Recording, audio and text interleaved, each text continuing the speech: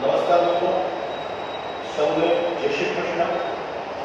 મિત્રો, આજે ધોરણ 9 વિષય વિજ્ઞાનનો લેક્ચર નંબર 15, જેમાં આપણે પ્રકરણ 8 ગતિ, જેમાં આપણે નવા મુદ્દાઓની ચર્ચા કરીશું.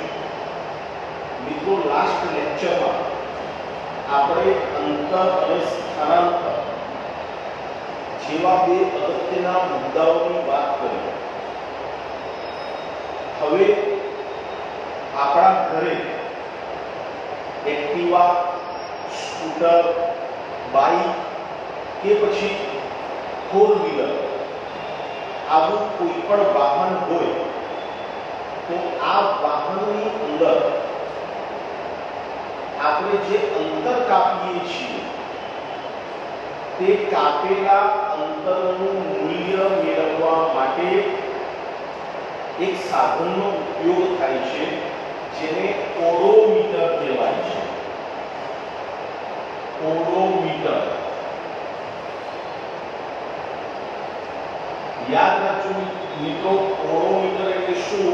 કે વાહને કાપેલું અંતર જાણવા માટે ઉપયોગમાં લેવાતું સાધન.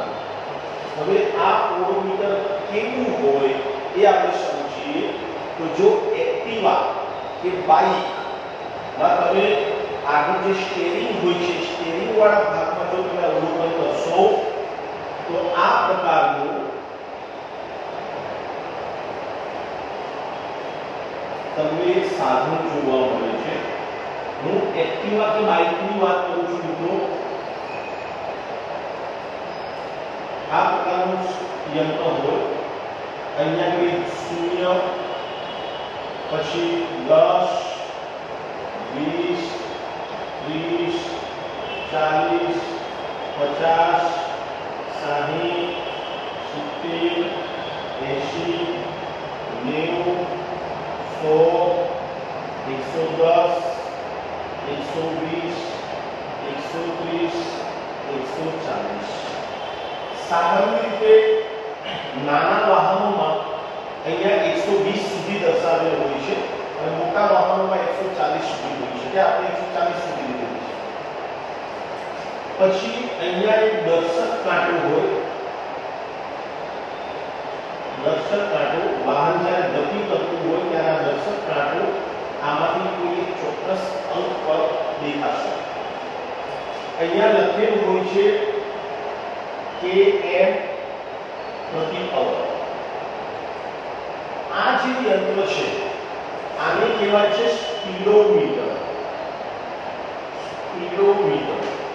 સ્પીડોમીટર એ ઝડપ જાણવા માટે ઉપયોગમાં લેવાતું યંત્ર છે કે જ્યારે આપણું વાહન ગતિ કરતું હોય ત્યારે એ ગતિ કરતા વાહનની ઝડપ કેટલી છે, તે કેટલી સ્પીડથી ગતિ કરી રહ્યું છે તે તમે આના પરથી જાણી શકો. ધારો કે વાહન ગતિ કરતું હોય આ કાંટો 50 ઉપર તમને જોવા મળે તો તમે કહી શકો કે તે સમયે તમારા વાહનની ઝડપ 50 કિલોમીટર પ્રતિ કલાકની છે. એટલે કે તમારું વાહન દર કલાકે 50 કિલોમીટર અંતર કાપે છે.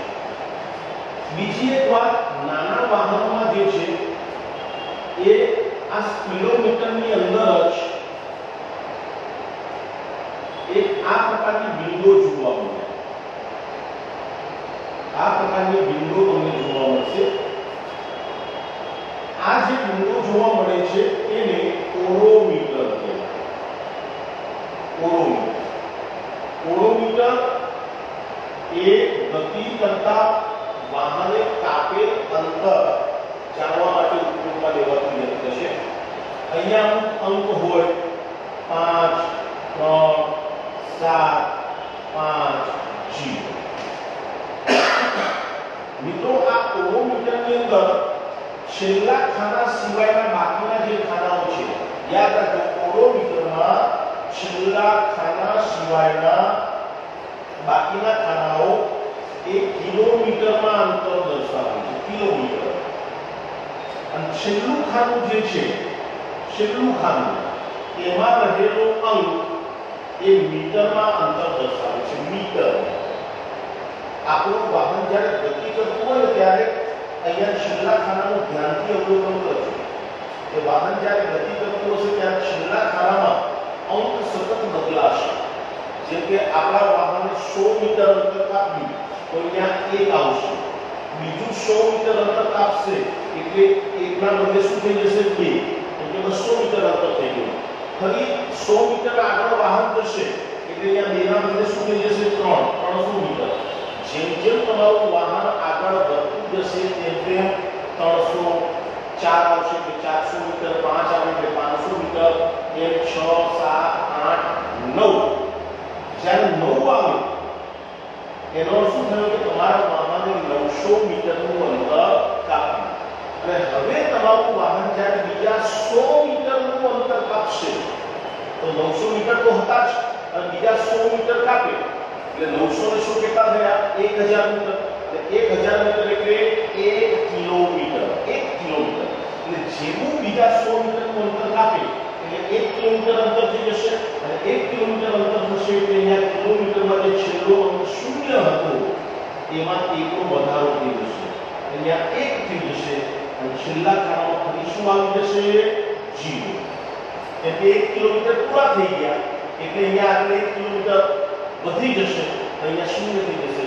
ફરી 1, 2, 3, 4, 5, 6, 7, 8, 9 બરાબર 900 મીટર અને ફરી જેવું 100 મીટર અંતર કાપીએ એટલે અહીંયા 1 હતા એના બદલે કેટલા થઈ જશે 2. એટલે જેમ જેમ 1 કિલોમીટર અંતર પૂરું થશે તેમ તેમ અહીંયા કિલોમીટરનો આંકડો વધતો જશે. તો અત્યારે આપણા આ ઓડોમીટરમાં 53,751 કિલોમીટર 53,751 કિલોમીટર આપણે કહી શકીએ કે આ વાહને 53,751 કિલોમીટર સુધીનું અંતર કાપેલું છે. એટલે વાહન જ્યારથી ખરીદેલું હોય ત્યારથી આજ દિન સુધી વાહને આટલું અંતર કાપેલું છે તે કહી શકાય. તો આશા રાખું છું કે સ્પીડોમીટર અને ઓડોમીટરનો ખ્યાલ તમને સારી રીતે આવી ગયો હશે. સ્પીડોમીટર એ કોઈ પણ સમયે વાહનની ઝડપ માપવા માટે ઉપયોગમાં લેવાતું સાધન છે અને ઓડોમીટર એ ગતિ કરતા વાહને કાપેલ અંતર જાણવા માટે ઉપયોગમાં લેવાતું સાધન છે. હવે મિત્રો આપણે નેક્સ્ટ જે છે આજનો આપણો મુદ્દો છે ગતિના પ્રકાર. આ પ્રકારોને આપણે સમજ મેળવીએ એક ઉદાહરણ પર. સરસ મજાનું ઉદાહરણ. ધારો કે આજે શનિવાર છે અને આવતીકાલે રવિવાર. હવે તમારા ઘરની અંદર તમારા પપ્પાએ એક પ્રોગ્રામ બનાવ્યો કે આવતીકાલે રજાનો દિવસ છે, રવિવારનો દિવસ છે, તો ચાલો આપણે એક પ્રાઇવેટ ગાડી કરીને આપણે પાવાગઢ ફરીને આવીએ. બરાબર? એટલે આપણે એક ઇનોવા ગાડી ભાડેથી લીધી. બરાબર? આપણે ભાડે કરી એક ઇનોવા ગાડી. હવે કોઈ પણ ગાડી તમે જ્યારે માર્કેટમાંથી ભાડે કરો ને એટલે એનો રેટ જે છે ભાડું એ કિલોમીટર ઉપર ગણવામાં આવે. વળી 1 કિલોમીટરના 10 રૂપિયા, 2 કિલોમીટરના 20 રૂપિયા. તો ધારો કે તમે 100 કિલોમીટર ફરીને આવ્યા તો 10 રૂપિયાનો ભાવ હોય તો 100 કિલોમીટરના 1000 રૂપિયા લઈને તમારે ભાવ આપવો પડે. તો પાવાગઢ જવાનો પ્રોગ્રામ બનાવ્યો. હવે બીજા દિવસે સવારે બરાબર 7 વાગે સમય યાદ રાખજો, બરાબર 7 વાગે તમે તમારા પ્રવાસની શરૂઆત કરી. તમે તમારા પ્રવાસની શરૂઆત કરી બરાબર સવારે 7 વાગે. હવે એ સમયે તમે ઓડોમીટરમાંથી અંતરની નોંધ કરો છો. બરાબર? તો આપણે ધારી લઈએ કે ધારો કે જ્યારે 7 વાગે તમે પ્રવાસની શરૂઆત કરો છો ત્યારે તમે જે ગાડીમાં બેઠા છો, વાહનમાં બેઠા છો, તે વાહનનું ઓડોમીટર 53,750 કિલોમીટર દર્શાવે છે. બરાબર? શરૂઆતનો આંકડો 53,750 કિલોમીટર. બરાબર? હવે અહીંથી તમે તમારા પ્રવાસની શરૂઆત કરો છો, ફરીને જ્યારે તમે પાછા આવશો ત્યારે અહીંયા કિલોમીટર બદલાયેલા હશે. તો જે કિલોમીટરનો આંકડો આવે એના આધારે પછી તમે કેટલા કિલોમીટર ફરીને આવ્યા અને કેટલા કિલોમીટરનું તમારે ભાડું ચૂકવવું પડે. તો ઓડોમીટરમાં 53,750 કિલોમીટર તમે નોંધી લીધા. હવે 7 વાગે તમે તમારા પ્રવાસની શરૂઆત કરી. 7:15 એટલે 15 મિનિટ પછી તમે જ્યારે ઓડોમીટરમાંથી કિલોમીટર નોંધો છો ત્યારે 7:15 તમે જોઈ શકો છો કે તમારા વાહનનું ઓડોમીટર 53,760 કિલોમીટર અંતર દર્શાવે છે. તો અહીંયા આપણે 7 થી 7:15 એટલે આપણે સમયગાળો કેટલો લીધો? 15 મિનિટ. અને આ 15 મિનિટમાં વાહને કેટલું અંતર કાપ્યું? 53,750 હતું, 53,760 થયું. તો 760 - 750 એટલે તમારા વાહને 10 કિલોમીટર અંતર કાપ્યું. બીજી 15 મિનિટ બાદ એટલે કે 7:30 જ્યારે તમે ઓડોમીટરમાં નજર નાખો છો ત્યારે 53,780 કિલોમીટર તમને વાંચવા મળે છે. તો આ 15 મિનિટના સમયગાળામાં તમારા વાહને કેટલું અંતર કાપ્યું? 60 થી 80 એટલે 20 કિલોમીટર. બરાબર. ત્યાર પછી 7:45 બરાબર. પોણા 8 વાગે 15 મિનિટ પછી જ્યારે તમે જુઓ છો તો તમારા વાહનનું ઓડોમીટર 53,785 કિલોમીટર અંતર દર્શાવે છે. તો નેક્સ્ટ 15 મિનિટના સમયગાળામાં વાહને કેટલું અંતર કાપ્યું? 5 કિલોમીટર. 8 વાગે એટલે 15 મિનિટ બાદ તમે જ્યારે ઓડોમીટરમાં જુઓ છો ત્યારે વાહન જે છે એનું ઓડોમીટર 53,785 કિલોમીટર અંતર દર્શાવે છે. 7:45 53,785 કિલોમીટર હતું. 8 વાગે પણ 53,785 કિલોમીટર એટલે કે અહીંયા અંતરમાં ફેરફાર થતો નથી એટલે 0 કિલોમીટર. તમને પ્રશ્ન થાય કે સર આવું કેમ બને છે? તો ધારો કે 7 વાગે તમે તમારા પ્રવાસની શરૂઆત કરી એ પછી થોડો રસ્તો સામાન્ય રીતે થોડો ખરાબ હતો. રસ્તો ખરાબ હોય એટલે વાહન કેવું ચાલે? થોડું ધીમું ચાલે. થોડું ધીમું ચાલ્યું એટલે 15 મિનિટના સમયગાળામાં કેટલું અંતર કાપ્યું? માત્ર 10 કિલોમીટર. એ પછી 7:15 પછી રસ્તો થોડો કેવો આવ્યો? સારો આવ્યો. ખાડા વગરનો રસ્તો આવ્યો. બરાબર. ખૂબ જ ઓછું ટ્રાફિક હતું. સ્વાભાવિક છે કે રસ્તો સારો હોય, ટ્રાફિક ઓછું હોય કે વાહનની ઝડપ વધવાની. વાહનની ઝડપ વધી એટલે નેક્સ્ટ 15 મિનિટના સમયગાળામાં વાહને કેટલું અંતર કાપ્યું? 20 કિલોમીટર. કાપ્યું અંતર વધી ગયું. એ પછી 7:30 પછી રસ્તો એકદમ ખરાબ આવ્યો. ખૂબ જ ખાડાઓ પડી ગયેલા હતા. બરાબર. અને કાદવ કીચડ હતું એટલે ખૂબ દુર્ગમ રસ્તો હતો. દુર્ગમ રસ્તો હોય એટલે ડ્રાઈવર જે છે વાહનને ખૂબ જ સાવચેતીપૂર્વક એ રસ્તા પરથી પસાર કરશે એટલે વાહનની સ્પીડ એકદમ ઘટી જશે. ખૂબ ઘટી ગઈ એટલે નેક્સ્ટ 15 મિનિટના સમયગાળામાં વાહને માત્ર કેટલું અંતર કાપ્યું? 5 કિલોમીટર. પછી પ્રશ્ન થાય કે સર અહીંયા 0 કિલોમીટર કેમ? તો એ કદાચ શક્ય છે કે 7:45 તમારું વાહન ડ્રાઈવર પેટ્રોલ પંપ પર લઈ જાય છે પેટ્રોલ ભરાવવા માટે. એટલે આ 15 મિનિટના સમયગાળામાં તમારું વાહન ક્યાં હતું? પેટ્રોલ પંપ પર હતું. બરાબર. જ્યાં વાહનની પેટ્રોલ કે ડીઝલ ભરાવતા હતા એ 15 મિનિટ દરમિયાન તમારા વાહને ગતિ કરી નથી. અથવા એવું પણ શક્ય બને કે તમારું વાહન જે છે આ સમયે કોઈ હોટલ પર ચા પાણી કરવા માટે રોકાયું હોય તો તે સમયે આ 15 મિનિટના સમયગાળામાં તમે બ્રેક લીધો, વાહન સ્થિર હતું માટે કાપેલું અંતર કેટલું? 0 કિલોમીટર. એ પછી 8:15 તમારા વાહને કાપેલું અંતર 53,800 કિલોમીટર. નેક્સ્ટ 15 મિનિટના સમયગાળામાં વાહને કેટલું અંતર કાપ્યું? 15 કિલોમીટર. હવે 8:15 વાગે તમારું વાહન ધારો કે એક્સપ્રેસ હાઈવે પર આવી ગયું. એક્સપ્રેસ હાઈવે તમે મિત્રો કદાચ અમદાવાદથી વડોદરા વાળો એક્સપ્રેસ હાઈવે જોયો હશે. અત્યારે તો ગુજરાતની અંદર ખૂબ જ સારા હાઈવે બની ગયા છે, બરાબર, જ્યાં કોઈ યુ ટર્ન નથી, જ્યાં કોઈ બમ્પ આવતો નથી, બરાબર.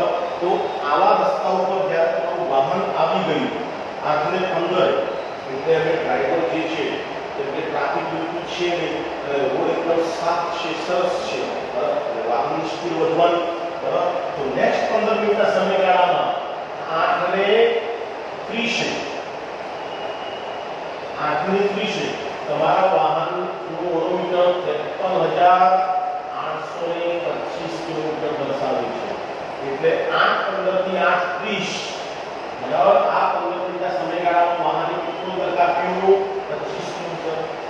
એ પછી આપણે લઈએ 8:45 તો 53,850 કિલોમીટર. એ પછી તમે 9 વાગે નોંધો છો તો 53,875 કિલોમીટર. તમે 9:15 નોંધો છો તો 53,900 કિલોમીટર. તો અહીંયા તમે મિત્રો જોઈ શકો છો કે આ 15 મિનિટના સમયગાળામાં આપણે અહીંયા દરેક વખતે સમયગાળો કેવો લઈએ છીએ? સરખો, બરાબર. 15 મિનિટ અહીંયા કેટલી? વાહને કાપ્યું અંતર 25 કિલોમીટર. ઓકે, આ ઉદાહરણ એટલે અહીંયા રસ્તો કેવો છે મિત્રો? એકદમ સાફ રસ્તો છે, ખૂબ જ સરસ રોડ છે, જ્યાં કોઈ પણ પ્રકારનો અવરોધ આવતો નથી. અવરોધ નથી આવતો એટલે વાહનની ગતિ જે છે એ એક ધારી એક સરખી રહેશે, બરાબર. દરેક 15 મિનિટના સમયગાળામાં વાહન એક સરખું અંતર કાપશે. તો આ એક ઉદાહરણમાં આપણે જોઈ શકીએ છીએ કે આ સમયગાળામાં 7 થી 8 કલાક અહીંયા આપણે સમયગાળો એક સરખો લઈએ છીએ 15 મિનિટ, પણ અહીંયા એક સરખા સમયગાળામાં વાહને કાપેલું અંતર એક સરખું નથી. તો આ પ્રકારની ગતિને અનિયમિત ગતિ કહેવાય. મિત્રો અનિયમિત ગતિ આ વ્યાખ્યા ગોઠવવાની કોઈ જરૂર નથી. તમે જો ઉદાહરણને સમજી ચૂક્યા હો તો તમે વ્યાખ્યા જાતે બનાવીને લખી શકો કે જ્યારે કોઈ ગતિમાન પદાર્થ સમયના એક સરખા ગાળામાં એક સરખું અંતર કાપતો ન હોય, જ્યારે કોઈ ગતિમાન પદાર્થ સમયના એક સરખા ગાળામાં એક સરખું અંતર કાપતો ન હોય તો પદાર્થની તેવી ગતિને અનિયમિત ગતિ કહે છે. અને અહીંયા આપણે વાત કરીએ તો અહીંયા એક સરખા સમયગાળામાં 15 મિનિટનો સમયગાળો છે, એમાં પદાર્થને કાપેલ અંતર પણ કેવું છે? સરખું. તો આ પ્રકારની ગતિને શું કહેવાશે? નિયમિત ગતિ. એટલે જો તમને એક વ્યાખ્યા આવડે અનિયમિત ગતિની તો નિયમિત ગતિની પણ આવડે કે જ્યારે કોઈ ગતિમાન પદાર્થ સમયના એક સરખા ગાળામાં એક સરખું અંતર કાપે તો તે ગતિને નિયમિત ગતિ તરીકે ઓળખવામાં આવે છે. ફરી યાદ રાખજો મિત્રો, ગતિના બે પ્રકાર, અનિયમિત ગતિ અને નિયમિત ગતિ. અનિયમિત ગતિ કોને કહેવાય? તો જ્યારે કોઈ ગતિમાન પદાર્થ સમયના એક સરખા ગાળામાં એક સરખું અંતર કાપતો ન હોય તો તેવી ગતિને અનિયમિત ગતિ કહે છે. અને જ્યારે કોઈ ગતિમાન પદાર્થ સમયના એક સરખા ગાળામાં એક સરખું અંતર કાપે તો તેવી ગતિને નિયમિત ગતિ કહે છે. તો આશા રાખું છું મિત્રો અનિયમિત ગતિ અને નિયમિત ગતિનો ખ્યાલ તમને બરાબર આવી ચૂક્યો હશે. હવે આપણે અગત્યનો મુદ્દો લઈ લઈએ, અદિશ રાશિ અને સદિશ રાશિ. ઊંચાઈ, વજન, અંતર, સ્થાનાંતર, ઝડપ આ બધી રાશિઓ છે. રાશિઓના બે પ્રકાર છે, અદિશ રાશિ અને સદિશ રાશિ. અદિશ રાશિ કોને કહેવાય? તો જે રાશિને દર્શાવવા માટે માત્ર મૂલ્યની જરૂર પડે, તેને અદિશ રાશિ કહે છે. આ રાશિને દર્શાવવા માટે દિશાની જરૂર હોતી નથી. અને સદિશ રાશિ કોને કહેવાય? તો જે રાશિને દર્શાવવા માટે મૂલ્ય ઉપરાંત દિશાની પણ જરૂર પડે તેને સદિશ રાશિ કહે છે. જે રાશિને દર્શાવવા માટે મૂલ્ય તો જરૂરી છે, પણ મૂલ્યની સાથે સાથે દિશાની પણ જરૂર પડે તો તેને સદિશ રાશિ કહેવાય. આમના ઉદાહરણો યાદ રાખજો મિત્રો. દાખલા તરીકે અંતર. આપણે લાસ્ટ લેક્ચરમાં વાત કરી હતી, જ્યારે આપણે અંતરની વાત કરીએ છીએ ત્યારે ત્યાં પદાર્થ કઈ દિશામાં ગતિ કરે છે તે અગત્યનું નથી. પદાર્થ કયા પથ પર ગયો તે માત્ર પથની લંબાઈ એટલે કે મૂલ્ય જ આપણી પાસે હોવું જોઈએ. તો અંતર એ જ રીતે આગળ આપણે શીખીશું. ઝડપ, બરાબર, આ બધી અદિશ રાશિઓ છે. જ્યારે સદિશ રાશિ, તો સદિશ રાશિમાં સ્થાનાંતર, વેગ, પ્રવેગ વગેરે સદિશ રાશિઓ છે. સ્થાનાંતરની વ્યાખ્યા યાદ કરો મિત્રો. આપણે સ્થાનાંતરની વ્યાખ્યા શું આપી હતી? કે આપેલા સમયગાળામાં ચોક્કસ દિશામાં પદાર્થના સ્થાનમાં થતા ફેરફારને સ્થાનાંતર કહેવાય. તો ત્યાં વ્યાખ્યામાં આપણે લખીએ છીએ ચોક્કસ દિશા. એટલે જ્યારે આપણે સ્થાનાંતરની વાત કરીએ ત્યારે દિશાનો ઉલ્લેખ ખાસ કરવો પડે. એટલે સ્થાનાંતર, વેગ, પ્રવેગ આ બધી સદિશ રાશિઓ છે. એટલે સદિશ રાશિ અને સદિશ રાશિ વચ્ચે